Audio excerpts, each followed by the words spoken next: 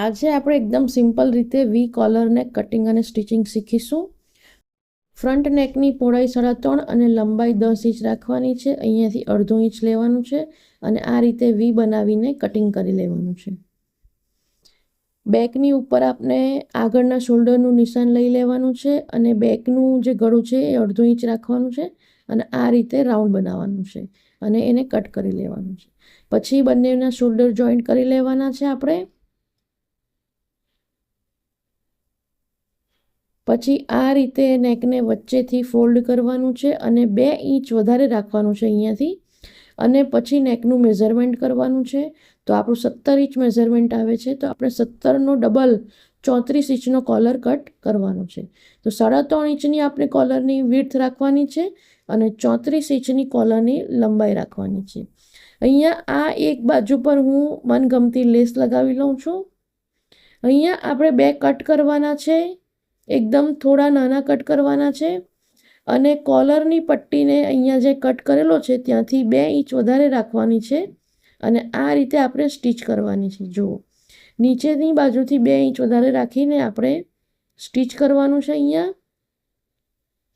આપણે આખા રાઉન્ડમાં કોલરને સ્ટિચ કરી લેવાનો છે. અહીંયા આપણે બેક સાઈડ પર શોલ્ડર પાસે એક નાનો કટ મૂકવાનો છે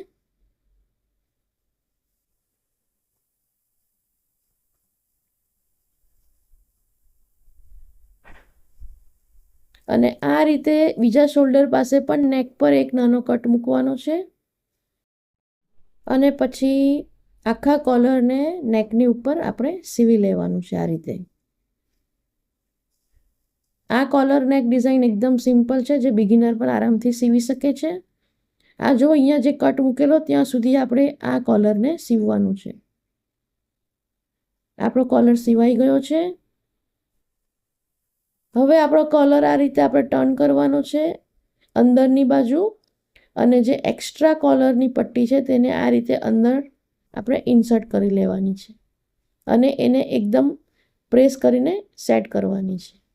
નીચેથી પણ આપણે એને આ રીતે સેટ કરી લેવાની છે અને સેટ થઈ જાય પ્રેસથી પછી અહીંયા આપણે એક અંદરની બાજુ એક સ્ટિચ કરવાની છે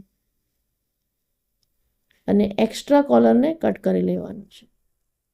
હવે આપણે કોલરને ફિક્સ કરવા માટે અહીંયા ઉપરની બાજુ પર એક ટોપ સ્ટિચ કરી લેવાની છે, જેથી આપણો કોલર એકદમ ફિક્સ થઈ જશે.